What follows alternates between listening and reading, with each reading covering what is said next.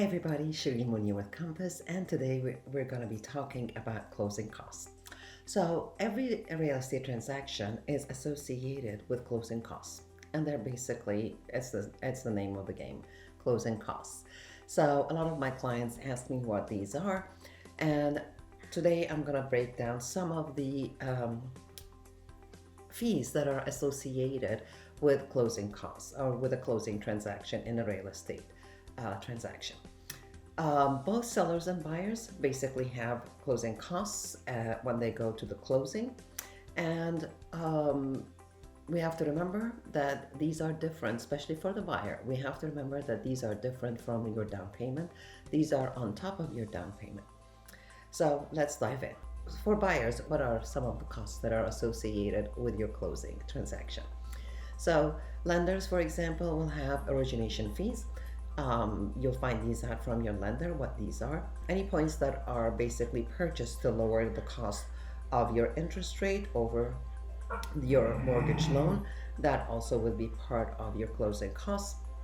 Escrow, for example, for real estate transactions, you have for your real estate taxes, and you also have for your insurance that is going to be an escrow. So again, you're going to need to talk to your lender and get a breakdown of all of the different closing costs that are associated with your transaction. Your appraiser, are you going to pay that before closing, or are you going to include it, or your lender is going to allow you to include it in your closing costs?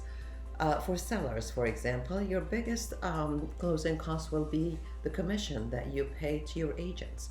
So this is something also to keep into consideration. Now, one of the things that is also associated with the closing costs, or included in the closing costs, is going to be your transfer and your recordation tax. Every jurisdiction will have these. That's normal.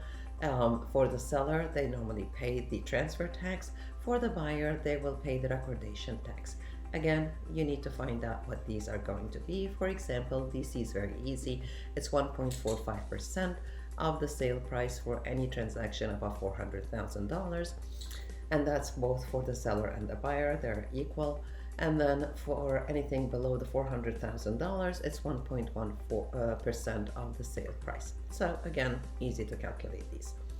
I recommend for the buyers to go back to their lenders and just find out, or give them a comprehensive worksheet of all of the associated closing costs that are going to be paying at closing.